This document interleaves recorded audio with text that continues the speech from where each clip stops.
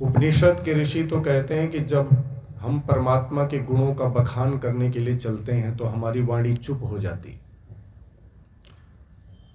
आंखों से देखने की तू चीज ही नहीं है। व्यक्ति परमात्मा को आंखों से देखने का प्रयास करता है, लेकिन कवि ने कहा कि अंतःकरण में उसका प्रत्यक्ष ज्ञान हो। परमपिता परमात्मा का अंतःकरण में प्रत्यक्ष ज्ञान होता है। और मैं आपसे निवेदन करने के लिए चला हूं कि व्यक्ति से जब आजकल पूछा जाता है कि आपके जीवन का उद्देश्य क्या है, एक व्यक्ति रास्ते में खड़ा, उसने कहा कि ये रास्ता किधर को गया है, तिराहे पर खड़ा था। उसने किसी से पूछा कि ये रास्ता किधर को गया है, तो जिससे पूछ रहा तो उससे पूछा, भैया आपको कहाँ जाना है, आपको कहाँ जाना है? बोली ये तो मुझे पता ही नहीं कहाँ जाना है, ये तो मुझे पता ही नहीं है कि कहाँ जाना है।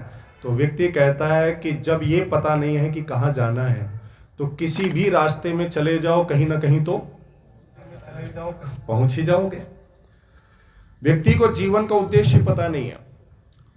दर्शन के ऋषि कहते हैं भोगापवर्गार्थम दृश्यम, संसार का सुख पूर्वक उपभोग करते हुए मोक्ष की प्राप्ति करना मनुष्य जीवन का मुख्य उद्देश्य है। और कोई इस उद्देश्य को प्राप्त करने के लिए लोग कोई मंदिर में जाते हैं, कोई कहीं जाता है, कोई कहीं जाता है प्रार्थना करने के लिए। लेकिन पथिक जी ने कुछ पंक्तियां लिखी हैं कि जब हम प्रार्थना करने के लिए चलते हैं तो ऋषि दयानंद जी कहते हैं कि जो व्यक्ति प्रार्थी होता है उसके जीवन में 4 विशेषताएं दिखाई देती हैं। जो व्यक्ति भगवान का प्रार्थी होगा, भगवान से प्रार्थना करता है, उसके जीवन में 4 विशेषताएं होंगी। और सबसे पहली विशेषता ऋषि दयानंद जी कहते हैं अभिमान का नाश। उसके जीवन में अभिमान नहीं होगा। ईश्वर स्तुति प्रार्थना उपासना के मंत्रों का हम पाठ करते हैं। हम कभी विचार करते हैं कि ऋषि दयानंद जी ने जो क्रम रखा है स्तुति प्रार्थना और उपासना, अच्छा ऐसे भी तो कर सकते थे, उपासना प्रार्थना स्तुति।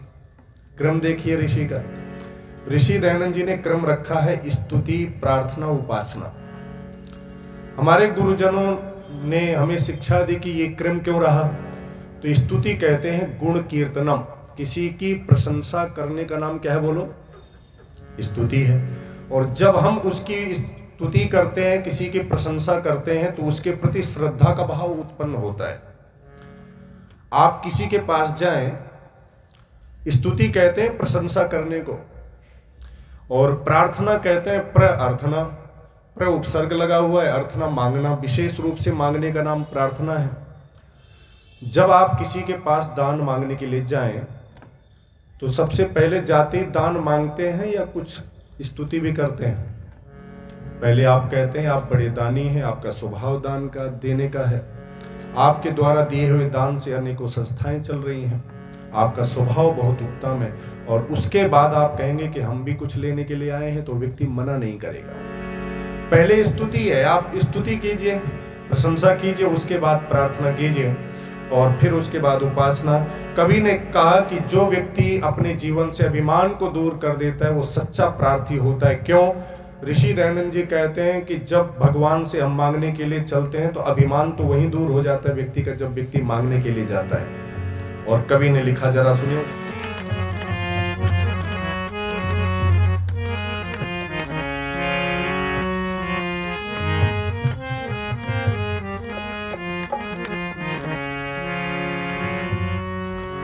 जिस दिन घमंड अपने सर से उतारे देगा, जिस दिन घमंड अपने सर से उतारे देगा, उस दिन तुझे विधाता अनमोल प्यारे देगा, जिस दिन घमंड अपने सर से उतारे देगा, उस दिन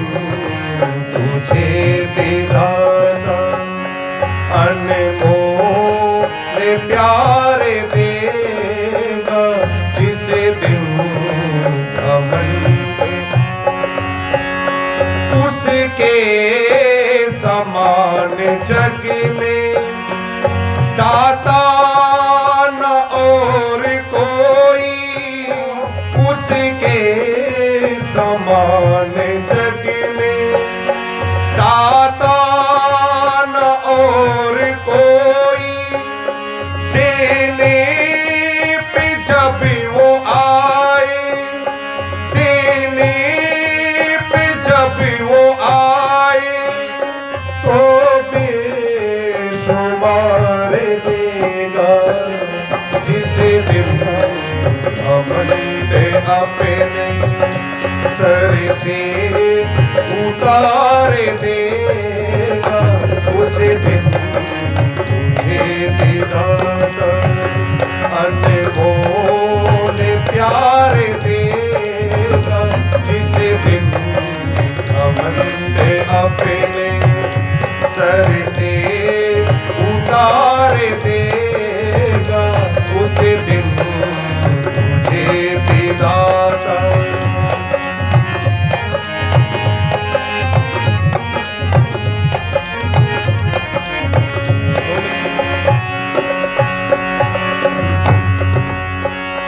मन वचन कर्म उसकी आज्ञानुसार कर ले, मन वचन कर्म उसकी आज्ञानुसार कर ले।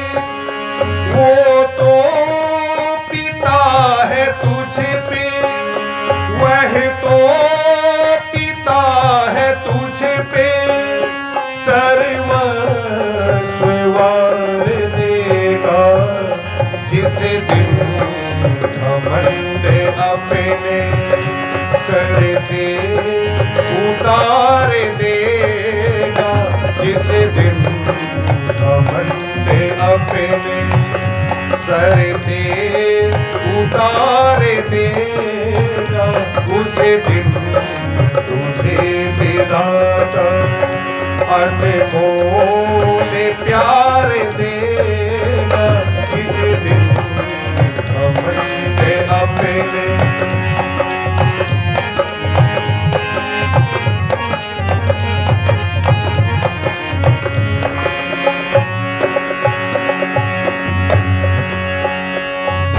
भगवान छोड़ साथी,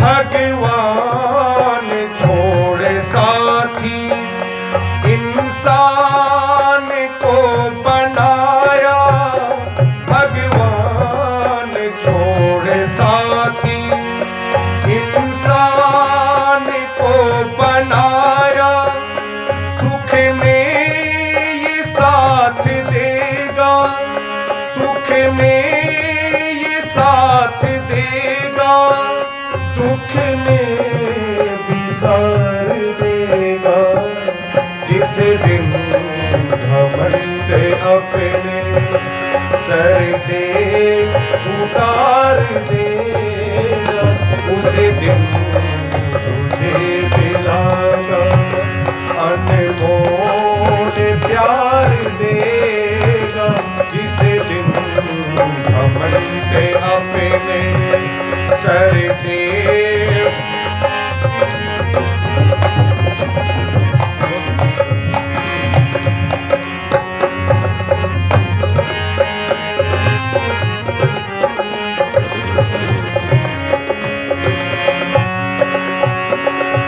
और जरा सुनिएगा,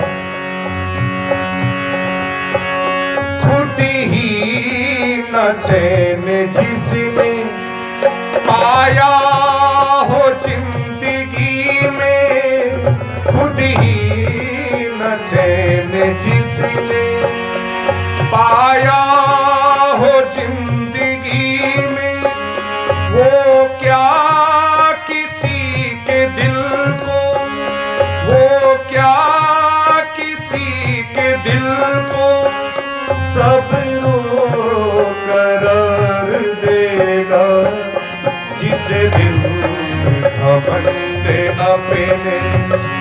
सर से उतार देगा, उसी दिन तुझे विधाता अनमोल प्यार देगा, जिस दिन घमंड अपने सर से उतार देगा, उस दिन तुझे विधाता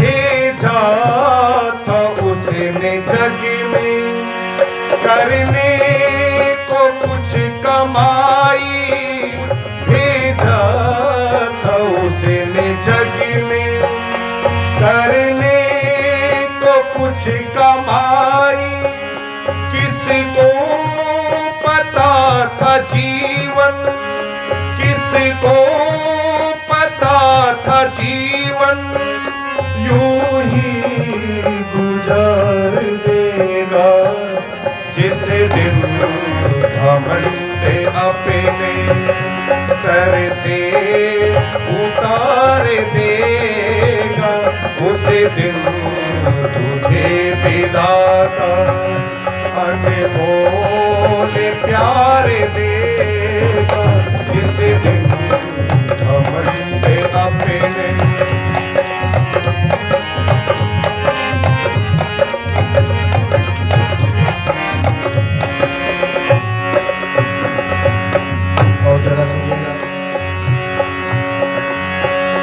अंतिम समय कहेगा नेकी कमालू, लेकिन अंतिम समय कहेगा नेकी कमालू, लेकिन एक पल पथिक न कोई, एक पल पथिक न कोई जीवन उधार देगा, जिस दिन घमंड अपने सर से उतार देगा, जिस दिन घमंड अपने सर से उतार देगा, उस दिन तुझे विधाता अनमोल प्यार देगा, जिस दिन घमंड अपने सर से उतार देगा, उस दिन तुझे विधाता अनमोल प्यार देगा, जिस दिन घमंड